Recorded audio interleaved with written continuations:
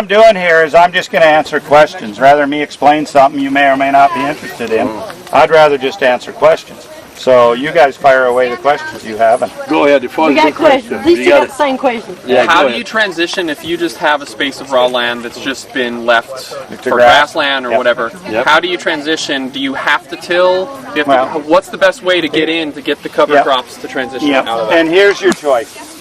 You got tillage, you got herbicide, or you kill it with some type of cover. What I've done, and it takes a little bit longer, is we'll go in the fall, we'll seed a fall biennial, cereal rye, hairy vetch. Okay? We seed that in the fall, it goes dormant over winter, the next spring it comes. Now you can use, you can grow things here year round, so you can use sorghum, sudan, and work anything. When there's a window of opportunity that you can grow that, you grow that. I like to use grazing, and we'll graze that down after it starts forming a seed head. Then it's high carbon, and it'll actually smother the grass. But immediately, the next day, I'm in there seeding sorghum sudan base mix. Dominant sorghum sudan. We let that grow up. We do the same thing. We turn livestock in there, graze it down. We're creating a thick duff layer, just like laying down cardboard or a weed mat. It's going to take several years. Am I going to terminate all the perennial grasses? No. But I can terminate enough of them where I can get a cash crop going. So when you say you just seeded, you just broadcast? No, we drill everything. You drill. Yeah, I've got a 20-foot drill because, I'm talking larger scale acres, and we're in a very dry environment. I can't. For me to just broadcast and expect it to rain, that doesn't happen.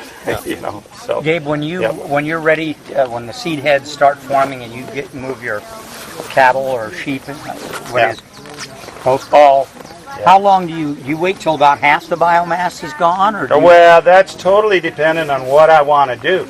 Like I said earlier, how we can proliferate root biomass by grazing, thus increasing organic matter. If I want to graze this again, livestock are going to select for energy, so they're going to come and take the tips of the leaf first because that's the highest energy. I would just let them take one bite and move them quickly. When we're trying to do that, we may move 6 or 7 times a day to get them across there.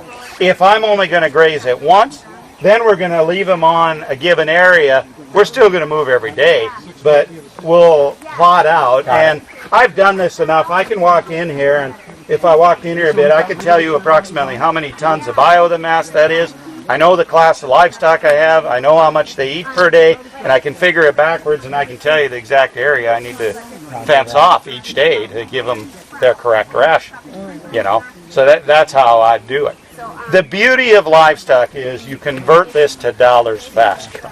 And, it's very, very common for us to make more money grazing covers than the cash crop. Now obviously we don't have high paying fruit like that. If this was my block, we just planted those 2 rows of mangoes, for instance, and I ended up nicely. I'd come and mow this, leave it for about a week to dry out, rake it up, and then pitchfork it to about 4 inches deep along those full lengths of the rows. Right. Where am I losing? Am I losing anywhere in any? I know I'm shifting nutrient from here to that other block. Yeah. Is it affecting? Oh, it's negatively affecting. It's just like taking hay. Like I had a question at the conference yesterday. A gentleman asked me, Gabe, I want to grow covers and put them up for haylage and sell it to the dairies. I said, well, you're putting a Band-Aid on this foot and shooting this one because you're going to lose soil health on this block over time. You will. So can that be done? Sure. But what I tell people, Peter, is just do it once, and then for the next few years, don't do it on this spot. Now, my brain's been going ever since. You're a winner, right? Yeah. Well, what I'm going to do is, there's no doubt I'm going to put up some trellises. I know that, and I already got the field and things figured out. But we're going to go with covers first to prepare that soil, and then we're going with perennial covers between those trellises and that. Because I just have to see living things, and I'll guarantee it'll increase bricks and it'll increase nutrients in the fruit. So to beat weeds in early stages, would you harvest from another block of yours and mulch, or you wouldn't need to mulch, you reckon? What I'm thinking of doing, and I'm still debating this after your presentation, is do I need the mount? Because if I don't need the mounds, I'll seed the perennials first and then put the trees in. Yeah. So I'll have perennials right up around the tree. And just leave it there like that. Yeah, just leave it there. See, and we don't get the rainfall, so. Yeah. Other questions? Are Yes. you're not worried when you send the livestock out that it's going to compact the soil? Yeah. Compaction is a function of time. That's right. If you leave them on there too long, Yes. beef animal, you're putting on about 27 pounds of pressure per square inch. That's way less than any implement or anything. And we, a heavy guy like me puts a lot of pressure on this.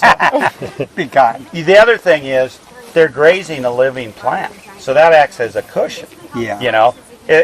You will. And I had a soil microbiologist come to my place for 3 years doing compaction studies. What she found is the compaction lasts about 48 hours, unless we're in a real wet time of year and it gets mucked up. Right. Then it lasts till the next rainfall again. So I don't worry about that at all. Because you still have the living roots, Yeah. it just Yeah. fluffs back up. And we've grazed over 1 million pounds live weight per acre. Now that's way more tighter than we are here right now. Yeah. I mean, those cattle can hardly move in that 1 million pounds per acre. You don't see any ill effects. No. It's very, very short term. And she did biology studies. It was fascinating. Right after the animals go through, bacteria numbers shoot through the roof, right? Because all the nitrogen, they get a flush.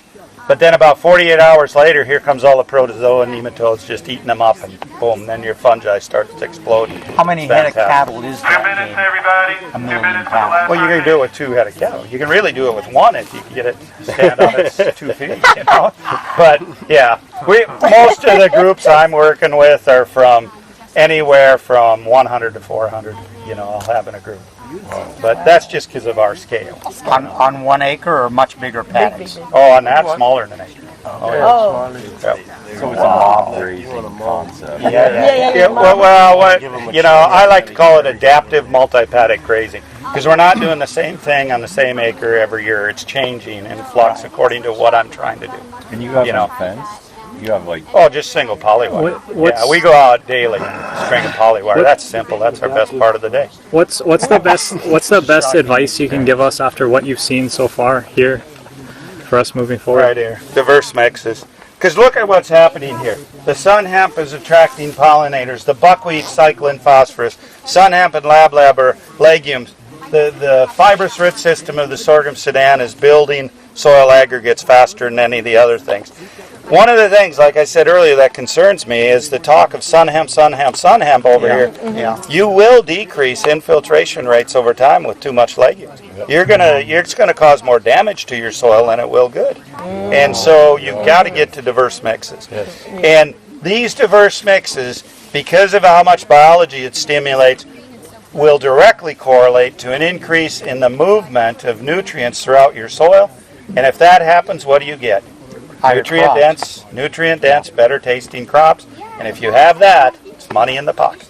You can set your own price. Probably higher yields too. Yeah. If you didn't know this and you planted all sun hemp and now you're like, okay, what do I do now? Do I go back home and No, you use it, and just next year you learn and next go year on. do it different? I've had to learn everything the hard way, usually twice. And then basically, we've got our diverse polyculture. Yep. We crimp it down. Yep. Now we need, gangs of 20 to drill our seed back into the field. That's the big missing piece here. Yeah, the big that equipment. And the drills that we But need. you know what? I had a video, and if I would have had more time, I could have showed it. I got a friend who used his little car to roll his cover crop down. Right. He just went out there with his I little like that car guy and drove already. back and forth. That's what he did. I got another guy who just took a board, put 2 springs on it, and just stepped it down. And walked it down. Crop circles. There's so many things you can do drag to a roller make that. behind the truck. Call up the local rugby team. Go ahead and rotate But the crimper's not the problem. Yep. I think the drilling is where Yeah, missing but equipment it's needs to available on small scale. It's just a matter of getting them here. Getting them to the island. There's companies on the mainland that make those, smaller scale, the right size, 5-footers or so. And you can get a no-till drill, a 5-footer for a few $1,000s, they're out there. What we in Australia, the cane industry's got bigger and bigger with bigger machinery. A lot of the old stuff that's too small for them now is just sitting in sheds. Exactly. Really give it away. And smaller. You know, it'd be the same in your game too. Yeah, you know, out my way, most people are using